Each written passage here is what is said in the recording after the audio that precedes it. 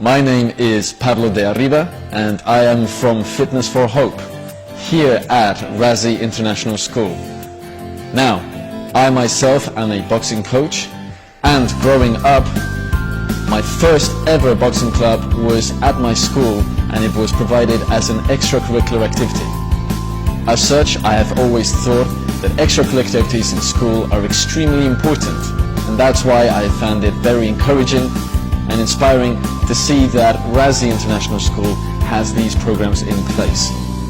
Upon arriving at the campus, it's very evident that these are something that the children and the students and the teachers all find very important.